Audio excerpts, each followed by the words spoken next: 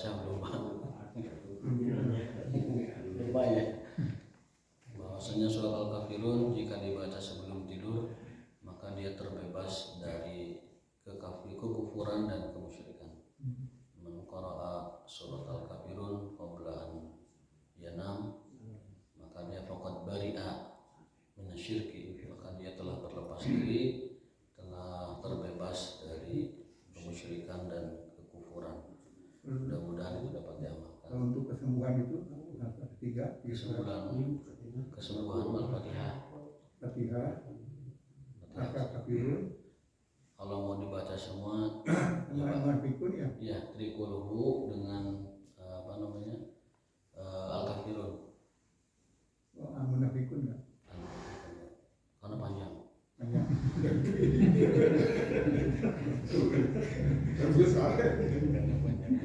Jadi kemarin itu yang disebut dengan surat Asy-Syafiyah itu Al-Fatihah.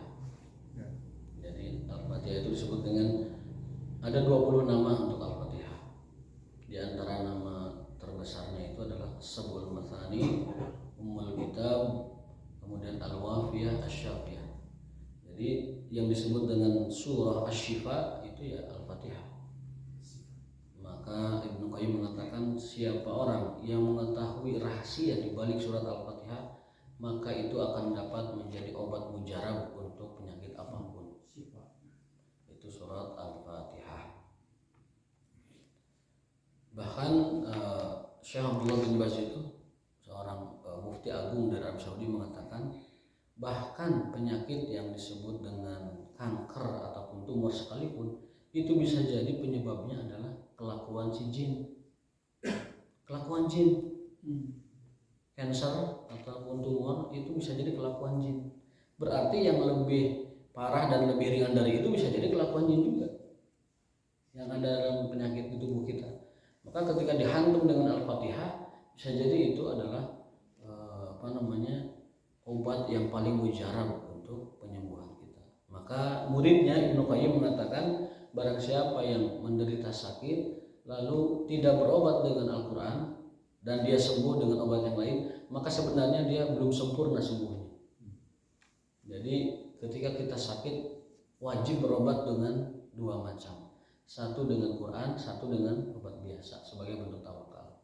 Karena tadawau fa innallah tadawau fala tatadawu bil haram. Berobatlah kalian kata Nabi, tetapi jangan berobat dengan yang haram. Jadi kalau kita sakit kepala, saya ulangi, kalau kita sakit kepala sebelum minum noti pemerintah lah Pak, paracetamol misalnya, maka baca dulu Fatihahnya. Baca Fatihah sebagai obat batinnya, sebagai obat maknawiyatnya.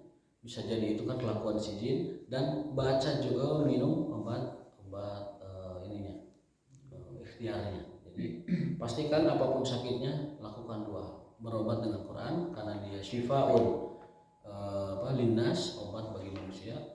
Dan ulama sepakat obat di situ adalah obat lahir dan batin, obat fisik dan non fisik, obat medis dan non medis, itu Al-Quran.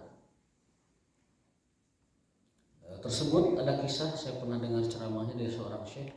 Itu ada seorang ibu di Aljazair sudah menderita kanker payudara yang sudah kemana-mana diobati udah nggak bisa. Kemudian beliau umroh, ketika umroh ambil air zam-zam diusapkan ke bagian yang sakit, membaca Al-Fatihah, biiznillah wa biqudratillah sembuh. Sampai dokter yang menanganinya itu terkaget-kaget, ada apa dengan ibu bisa sembuh seperti ini. Ya semua penyakit kan ada penguasanya kan. Tubuh manusia juga ada penguasanya, dan manakala Allah berkehendak maka itu secara qadari dan qadai itu sangat-sangat bisa terjadi. Itu kemarin kita membahas surat Al-Kafirun. Maksud saya ngecek itu apakah sebelum tidur kita baca surat itu atau tidak, karena itu tadabbur amalinya bisa dipraktekkan. Sebelum tidur kita baca 4 surat, Al-Ikhlas, Al-Falaq, An-Nas plus Al-Kafirun, Triqulhu plus Al-Kafirun. Barang siapa yang membaca Al-Kafirun sebelum tidur maka dia terbebas dari kekufuran, terbebas kemusyrikan, dan dia dalam keadaan tauhid al-khalis, tauhid yang murni, tauhid yang bersih. Itu langkah kita mensucikan tauhid setiap hari sebelum tidur, berdasarkan petunjuk Rasulullah SAW. Kemudian kita lanjutkan Sahih Bukhari-nya, bab tentang saya lupa ya urutannya. Biasanya kita yang satunya lagi.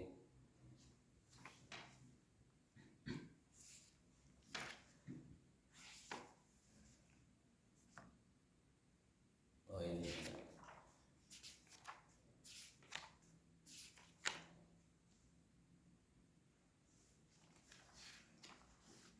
Bab ma jaa fi ghuslil baul, ya. Bab tentang wajib taharah ataupun mencuci, membersihkan tempat buang air kecil, ya, maksudnya kelamin kita. Wa qala Nabi SAW li sahibil qabr kana la yastatiru min bauli. Ini lagi-lagi mengulang atau menegaskan hadis sebelumnya bahwa Rasul SAW pernah berjalan di kuburan Madinah. Sebagian ulama mengatakan itu kuburan Baqi, berarti ini fix bahwa yang di dalam kubur itu orang muslim. Kemudian walam yudhkar siwa baulin nas. Nabi mengatakan dalam hadis yang ini bahkan, ya, orang yang diazab di kuburnya itu pertama orang muslim, yang kedua adalah karena tadi tidak mencuci, membersihkan bekas kencingnya. Bahkan tidak disebut yang keduanya lagi karena sering mengadu domba. Itu tidak disebut di hadis ini. Yang disebut itu tadi tetap karena dia kencingnya tidak dijaga taharahnya. Berarti sangat berat sekali urusan kencing ini kalau kita tadi tidak sampai taharah. Maka dimanapun kita berada, kalau sudah buang air kecil taharah, minimal bawa tisu 3 lembar atau kalau batu 3 enggak. Ulah berada batu berat kan atasnya rangsel dan berat pinu batu kan. Jadi meskipun kita nanti di rumah akan bebersih, tetap setelah kencingnya taharah sebisa mungkin. Ya, ambil air, kalau tidak ada air ada tisu, kalau tidak tisu ada batu, tidak ada batu kayu, tidak ada kayu daun, tidak ada daun apapun, yang penting ulah seket. Ulah seket, kalau seket bahaya bisa mendadas, ya. Bisa berbahaya. Itu wajib hukumnya taharah dari buang air kecil. Wajib hukumnya. Terlebih lagi kalau hendak sholat, ya. Tidak sholat saja wajib mensucikan taharah dari buang air kecil, apalagi ketika kita mau sholat. Hadisnya adalah dari Atha bin Abi Maimunah dari Anas bin Malik. Selalu hadis-hadis yang berkenaan dengan kehidupan pribadi Rasul itu kalau dari jalur laki-laki itu dari Anas bin Malik, karena dia adalah muridnya dan pembantunya Rasul SAW. 10 tahun menjadi pembantu Rasul, dan disebutkan tidak pernah Rasul itu memarahi saya sekalipun. Bayangkan 10 tahun babantos khidmah ke Rasul, 10 tahun belum pernah dimarahi. Dan ibunya datang kepada Rasul, ya Rasulullah, tolong doakan anak saya. Lalu Rasul mendoakan, Allahumma katsir malahu wa barik fihi. Allahumma katsir malahu wa waladahu wa barik fihi. Ya Allah, berkahilah anak ini, Anas bin Malik, ya. Banyakin hartanya, banyakin anaknya, dan berkahi di keduanya. Dan tercatat dalam sejarah bahwa Anas bin Malik ini adalah sahabat yang paling termasuk kelompok orang paling kaya dan paling banyak anaknya. Konon anaknya itu sampai 40 dan hartanya banyak, berkah. Itu karena berkat doa Nabi SAW kepada dia. Ibunya tuh cerdas. Ibunya cerdas, tidak meminta uang kepada Nabi, tapi minta doa. Pangdoakan ya Rasul. Akhirnya dengan doa itu Anas menjadi sahabat yang kaya dan banyak anaknya. Itu juga merupakan dalil kita dibolehkan meminta doa kepada orang soleh yang masih hidup. Ya, ada orang soleh, kita yakin atau keistiqomahannya dalam agama, istiqomahnya dalam Quran dan sunnahnya, istiqomah dalam ubudiyah dan ibadahnya, minta doa kepada dia, Pak tolong doakan anak saya, tolong doakan bisnis saya, ya. Itu seperti itu. yang masih hidup, tapi mohon maaf ya, kalau yang sudah meninggal yang bersangkutan sudah ripuh dengan dirinya menghadapi ujian barzakh, ujian kubur. Itu mereka sibuk dengan diri mereka sendiri. Maka kita mintanya ke yang masih hidup karena masih jongjon, masih nyalse, bisa mendoakan kita. Gitu. Dan yang seriusnya adalah bahwa doa itu kan haknya kekhususan Allah. Doa itu kekhususan Allah. Jadi hanya kepada Allah kita berhak meminta apapun, doa apapun. Tidak berhak kepada yang selain Allah. Adapun orang hidup kita tidak minta doa, minta didoakan. Tidak berdoa kepada dia, tapi minta didoakan. Karena dia masih hidup, masih bisa mendoakan kita. Ini yang banyak disalah pahami mungkin sebagian kalangan. Karena pernah ada surveinya itu ke sana, orang yang mohon maaf yang datang ke makam tertentu disurvei oleh sosial eksperimen lah semacam itu. Ditanya beberapa orang, ada yang lurus bersih betul karena dia memang datang untuk mendoakan sahibul qabr dengan maghfirah, dengan rahmah, dengan keselamatan gitu. Tapi ada juga satu dua itu memang dia datang untuk minta ke sana. Nah berarti secara empirik lah kalau bahasa rada legend nama, berarti memang ada orang yang ke sana meminta. Tetapi banyak juga yang betul-betul murni ikhlas mendoakan sahibul qabrnya di sana. Nah ini kemudian karena Nabi SAW, kata Anas, karena Nabi SAW idza tabarraja li hajatihi ataituhu bima'in fayaghsilu bihi. Nabi SAW apabila beliau buang hajat atau qada'ul hajat, itu Anas selalu membawa air ya untuk digunakan beliau untuk membersihkan taharah dari buang hajatnya. Ini menegaskan hadis sebelumnya.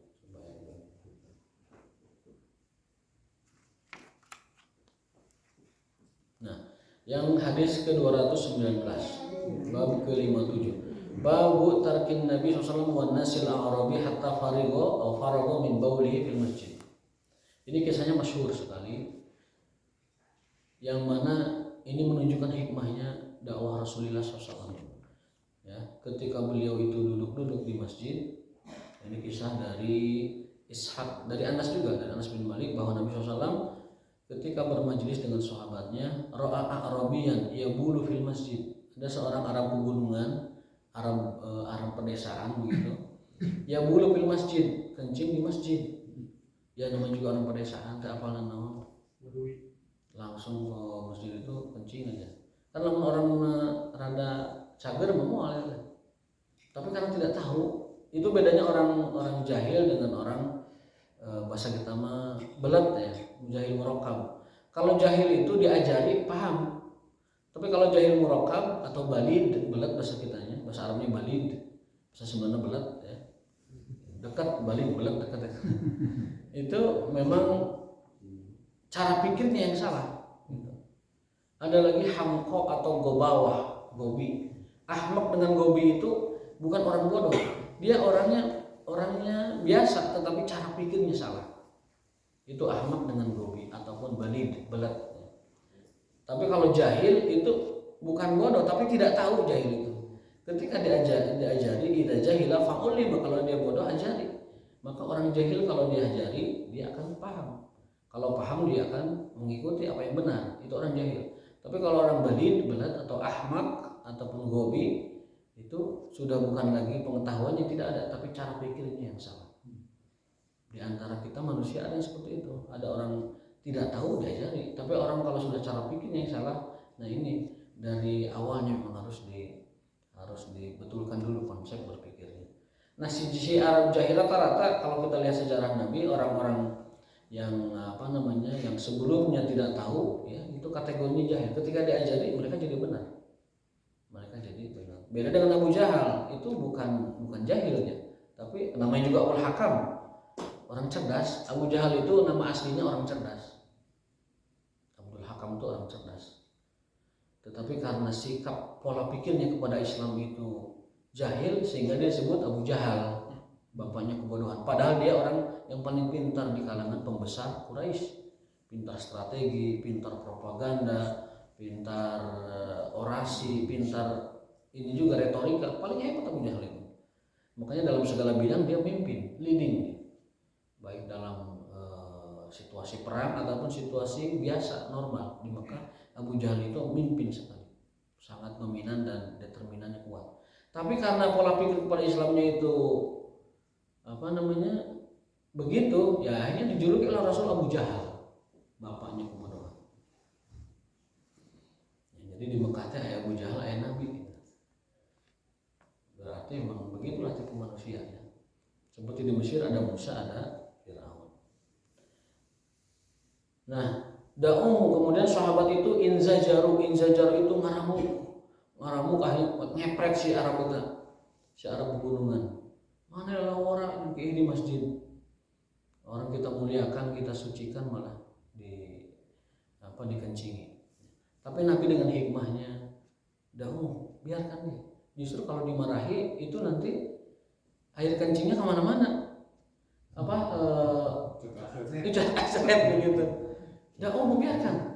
Biarkan sampai dia fokus habis. Setelah itu baru hatta idza faraga da'a bima'in fasabbahu alaihi. Nabi cukup ambilkan air satu ember, banjurkan ke tempat yang dia tempat. Artinya toharoh dari air kencing yang ada di lantai itu cukup dibanjurkan dengan air satu ember, itu sudah suci secara hukum. Tapi kalau kita masih belum yakin, ambil selang, semprotkan dan diserok airnya dibersihkan. Lantainya tanah juga, itu juga mempengaruhi. Pasir ya, itu juga mempengaruhi. Tapi secara hukum itu air kencing yang mengenai lantai masjid itu cukup dengan disebor saja. Itu cara toharoh hukmiyahnya. Adapun kita kalau belum yakin, ya dipakai selang lagi ditambah atau lain sebagainya. Yang jelas secara hukum, apabila air kencing itu mengenai lantai masjid cukup dibanjur dengan satu ember.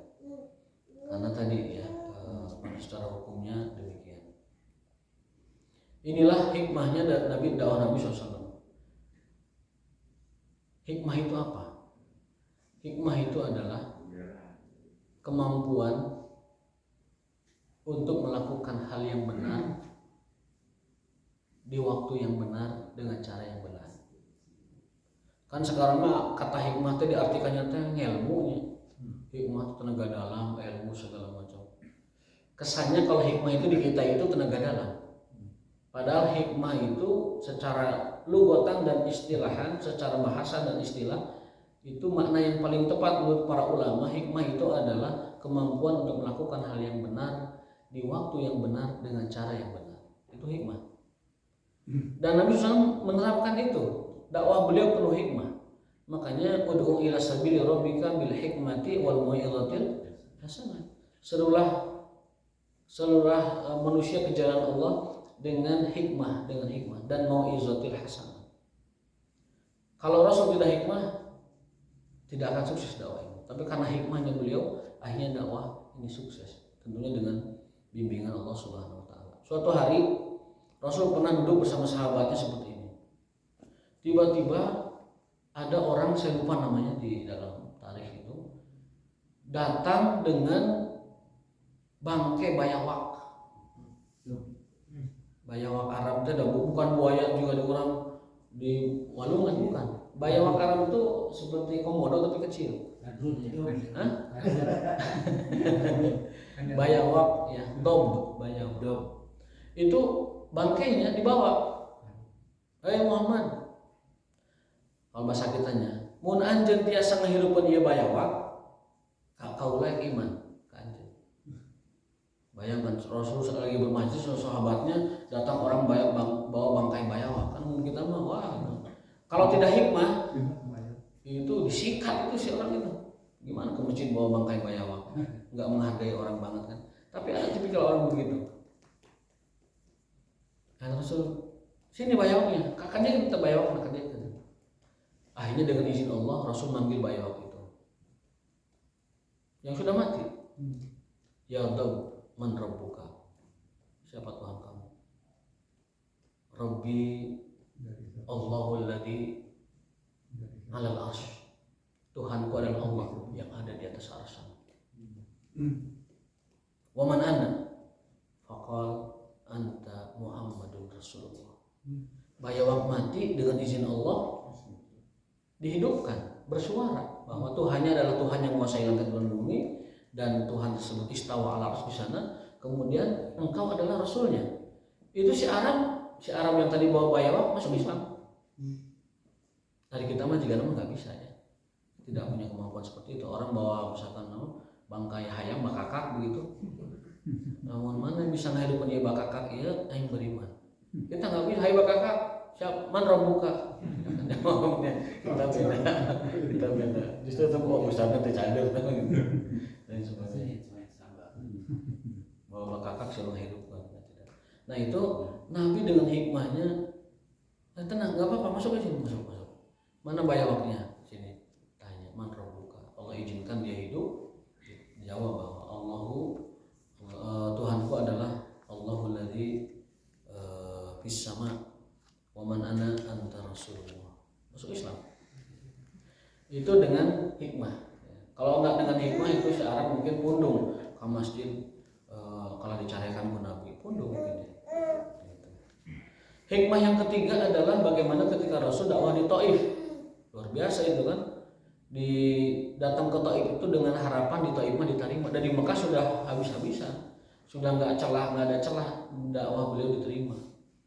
Ibnu Katsir menyebutkan dakwah Rasulullah itu adalah rafadahu syuyukh wa qabilahu syabab. Nabi Muhammad itu, dakwah Nabi Muhammad itu ditolak oleh orang-orang tua dan diterima oleh orang muda. Jadi orang muda ini berpotensi besar untuk menerima dan mengemban risalah dakwah.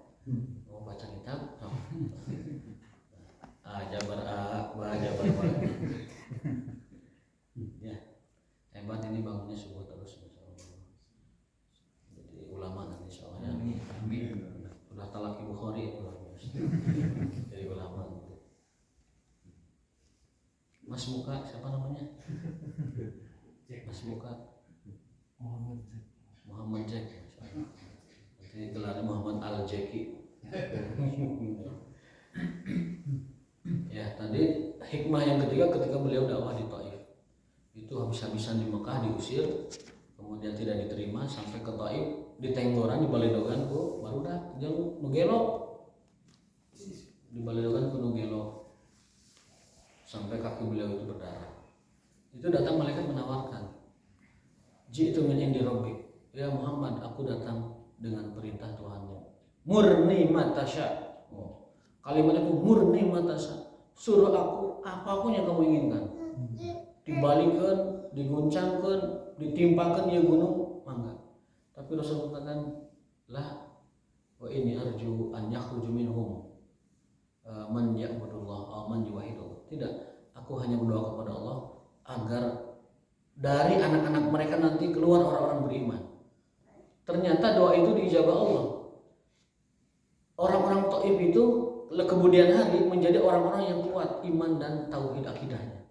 Sampai ketika terjadi gerakan pemurtadan di seluruh jazirah Arab, tidak taat kepada pemimpin tertinggi setelah Rasul, yaitu Abu Bakar Siddiq. Itu orang-orang yang teguh imannya itu orang Taif. Bahkan ya, ketika gerakan kemurtadan dan lari dari Islam di zaman Abu Bakar Siddiq karena Rasul tiada, mereka akhirnya merodai. Itu adalah orang Taif yang menjadi benteng terakhirnya, imannya sangat kuat sekali. Maka Bapak Ibu sekalian, pami umroh sempatkan ke Taif melihat jejak perjuangan Rasul. Oh, di Baledogan nanti gitu. Melihat, saya kalau lihat orang Taif, oh iya berarti akhirnya ini nggak Baledogan Rasul, iya jalan orang Taif. Tapi dengan hikmah beliau akhirnya Taif menjadi 100% muslim. Yang saya herankan kenapa waktu dia lempar di Baledogan itu dijaga malaikat. Supaya nggak pernah. Kemarin kita belajar sirah ya. Di antara sifat sirah Rasulullah SAW itu dakwah beliau insaniyatun fitriyah. Dakwah Rasul itu bersifat manusiawi, bersifat manusia, insan dan fitriyah dan fitrah sebagaimana lumrahnya. Hikmahnya adalah agar dakwah perjuangan beliau dapat diikuti. Dan yang kedua, agar dimensi dakwah beliau itu yang manusiawi, bukan malaikat. Karena sebelumnya dalam surat surat ke-8 atau surat apa? Al-An'am ya. Enggak sebelumnya teh yang ada ayat wala labasna alaihim mayalbisun. Al-An'am surat ke-7 ya? 6. Nah, surat ke-6. Di surat ke-6 itu ada ayat bahwa orang Quraisy itu menginginkan nabi itu ya yang malaikat lah gitu. Masa nabi itu sama dengan kita ke pasar. Kemudian nanti ngalakor mamanya nabi kos gitu. Tak orang Quraisy gitu pikirnya. Akhirnya mereka mengatakan, ya Allah itu bahwa ya kalau ngutus nabi itu malaikat lah supaya kita ini bisa benar-benar mengikutinya. Malaikat tuh makhluk suci, tidak pernah berdosa, tidak pernah seperti kita pada umumnya ya, segala macam seperti manusia. Dibantah oleh Allah Ta'ala. Apa bantahannya? Kalaupun rasulnya itu malaikat, mereka tidak akan iman juga. Dan kalaupun rasul itu malaikat, maka malaikat pun akan dibentukkan rupanya seperti pria biasa.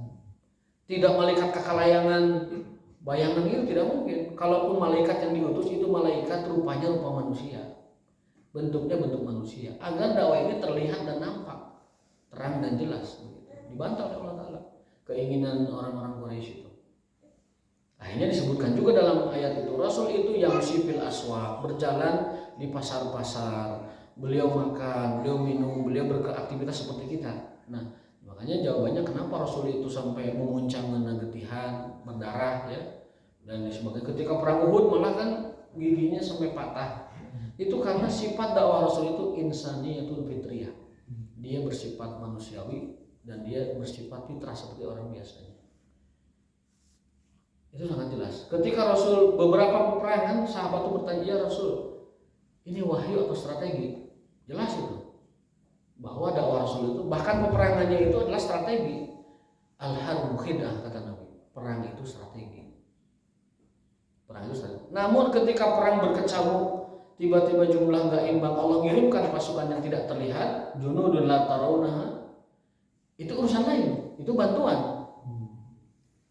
Itu bantuan. Tetapi ketika sebelum perangnya, Rasul pakai baju perang. Sampai ada sahabat, ya Rasul, kalau kami memberatkan Anda ikut perang, sudah Anda diam di Madinah saja. Nanti kami jorang musuh di medan laga. Kata Rasul, layan bagi nabiyin idza labisa dar'ahu an yakhlaha hatta yakumullah.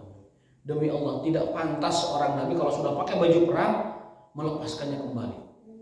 Saya akan hadapi musuh sampai Allah menentukan urusannya. Itu nabi menanamkan keberanian kepada sahabatnya. Itu pantas nabi masuk baju perang dilaani. Harus maju, harus perang. Kemudian nanti Allah selesai urusannya. Itulah ikhtiar nabi. Kan kalau beliau memilih mah beliau di Madinah kedua para sahabatnya kan begitu. Tapi nabi tidak. Itulah sifat insani dan fitriyahnya dakwah Rasulullah SAW. Sehingga bisa diikuti. Dan yang ingin saya garis bawahi adalah betapa dakwah beliau itu bil hikmati wal mau'izatil hasanah, dengan hikmah. Dan hikmah itu secara sederhana adalah fi'lul lazim fil waqtil lazim bi tariqatin lazimah. Melakukan sesuatu yang benar di waktu yang benar dengan cara yang benar.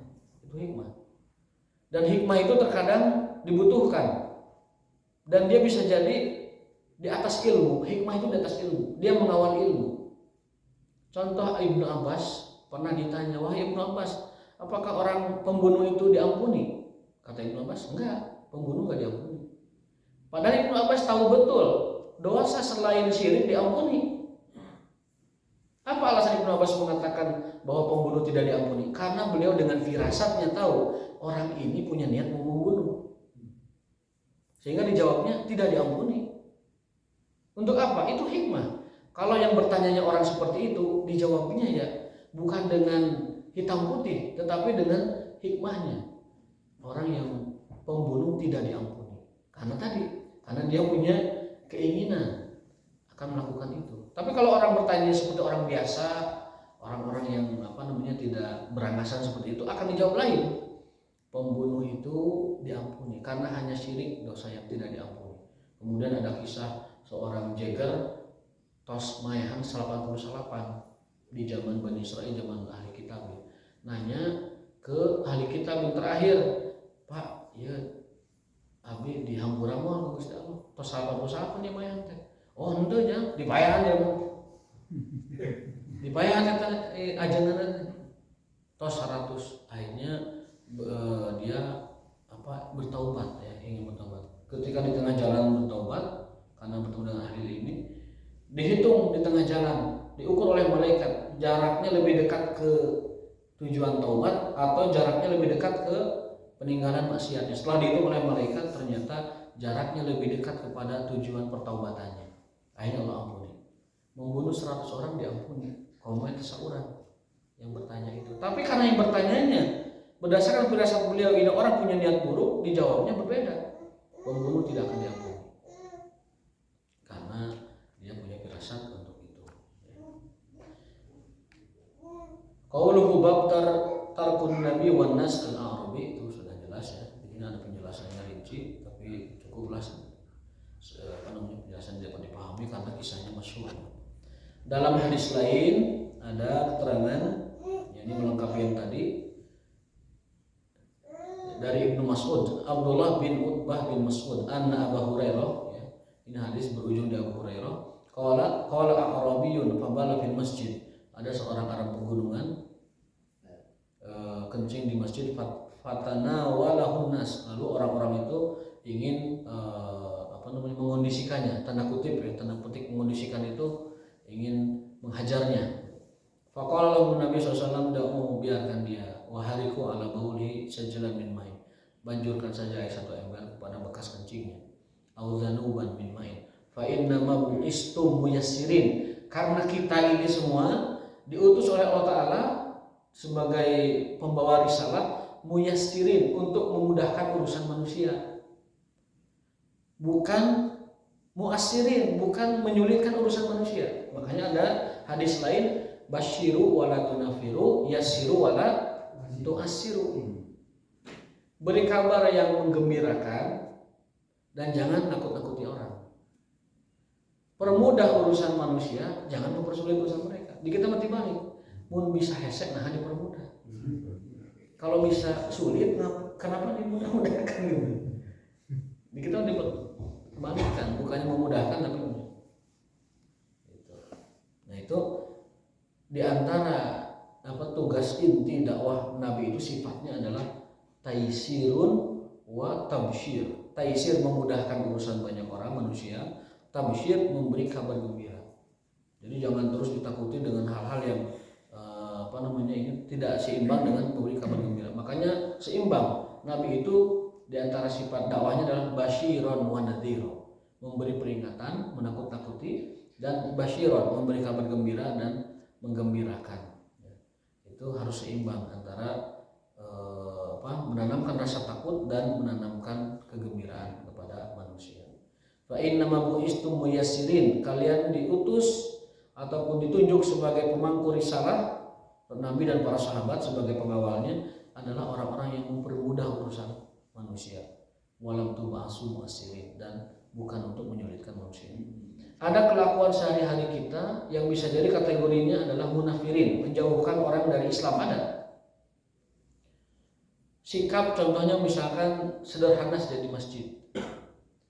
Di masjid, misalkan ada orang diperlakukan di masjid itu akhirnya dia kapok ke masjid gitu. Itu namanya munafirin, menjauhkan orang dari agama Allah. Datang ke masjid, pindah ke sarean di masjid, dicarikan mana sarean di masjid, orang itu gak ke masjid lagi akhirnya. Itu adalah tindakan munafirin, menjauhkan orang dari agama Allah. Ataupun misalkan imam, tiba-tiba imamnya di setiap sholat itu panjangnya sampai orang itu singsiremun ataupun cangkel dan tidak nyaman lah. Kan di antara sholat yang tidak diterima itu adalah sholat yang kalian tidak sukai imamnya. Imamnya itu membuat jemaah itu merasa sulit. Nah, itu bisa disebut munafirin, menjauhkan orang dari agama Allah. Karena seorang itu, saya mah kamu sih datang mah, iya nanti lillah pisan imam nah. Padahal dagang cireng kan kudu tepat waktu misalnya. Nah itu munafirin. Makanya kisahnya sudah kita jelas, sudah kita ketahui ada sahabat yang mihlaan imam gara-gara imamnya terlalu lama. Akhirnya kata Rasul yang salah itu imamnya, gitu kan? Karena Isya itu ya baca al-Ghasyiyah paling lama ataupun al-A'la.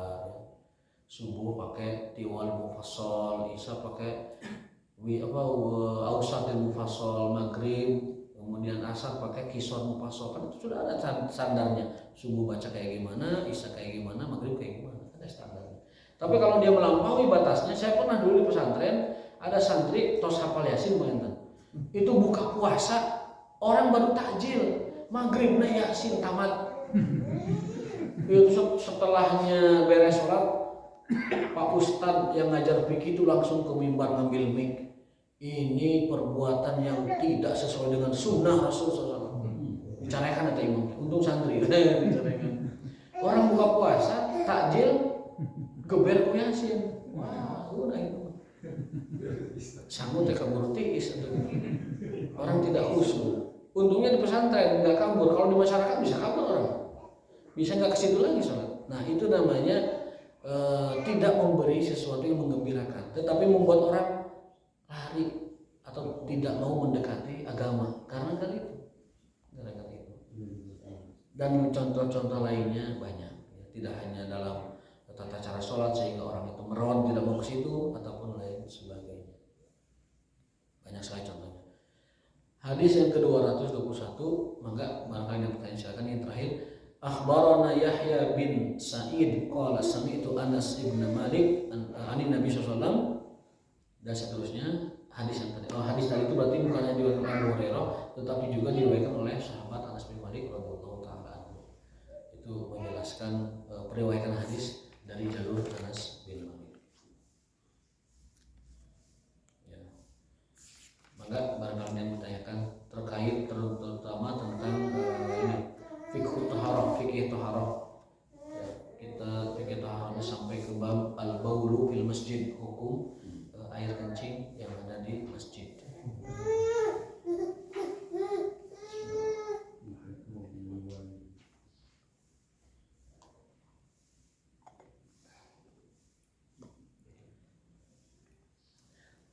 Sebelum bel, ini semenit lagi mungkin belnya ya. Atau 2 menit lagi.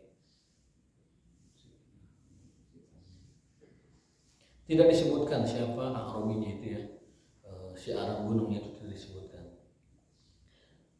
Meskipun setelah itu dia masuk Islam. Ini berarti memang dijaga orang yang kalau kalau dia dikesankan itu telah melakukan sesuatu yang tidak terpuji, itu namanya sampai sekarang terjaga.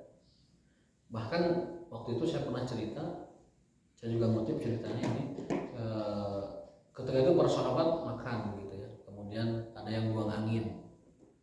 Lalu supaya tidak saling menyalahkan begitu siapa yang buang angin, oh mana yang tunjuk begitu. Rasul mengatakan yang tadi makan daging wudu, yang tadi makan daging wudu. Akhirnya keluarlah fikih bahwa batal wudunya orang yang makan daging onta kan gitu. Kalau daging kambing, daging ayam tidak apa-apa, tapi khusus yang makan daging onta wudunya batal.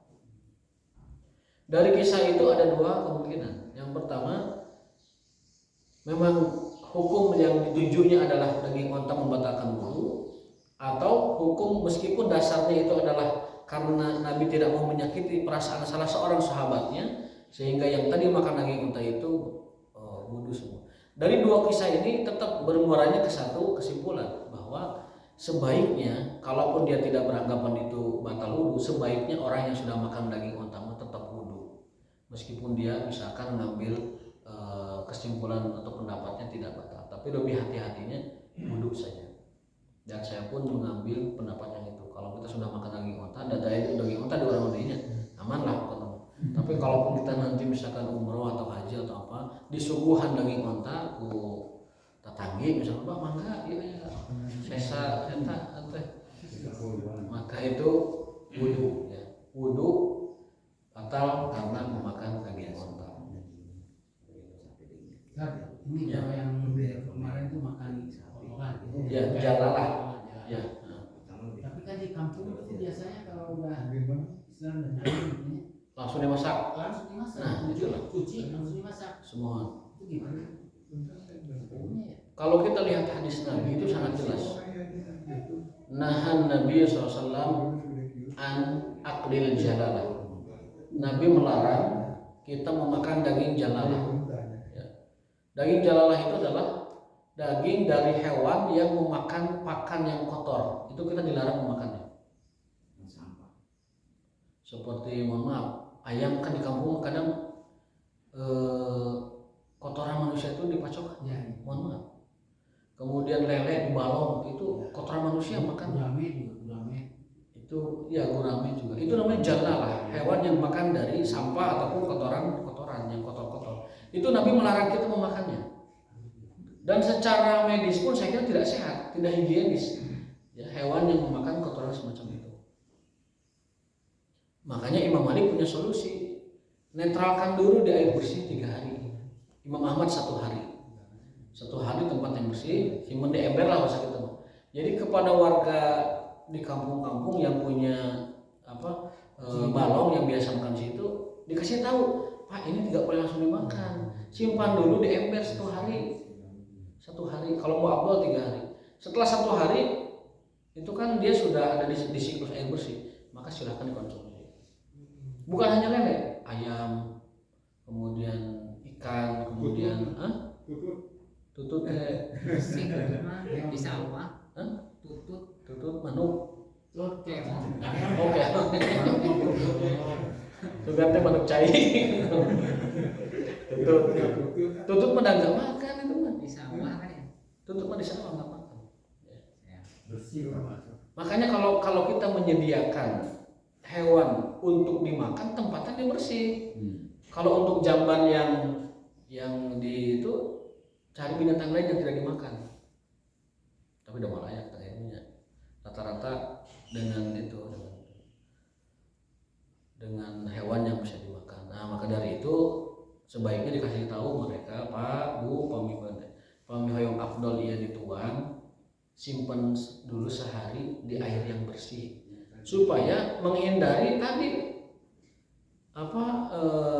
peringatan dari Nabi SAW. Nah, Nabi SAW, Nabi melarang an aklil jalalah, dari makan daging hewan yang pakannya itu kotor, termasuk bebek. Disimpan di airnya itu hidup-hidup kan?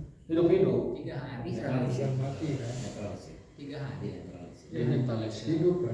Hidup. Jadi dia akhirnya memakan pakan yang sehat selama 1 hari itu. Ya, abdulnya 3 hari malah kalau Imam Malik ya, supaya dia menjadi sehat.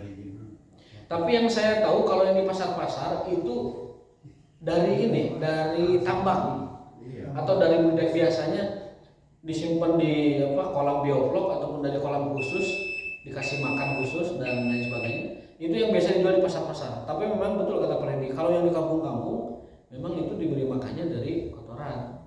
Ada gitu, tidak salah. Pacilingan lah sebenarnya. Pacilingan. Iya.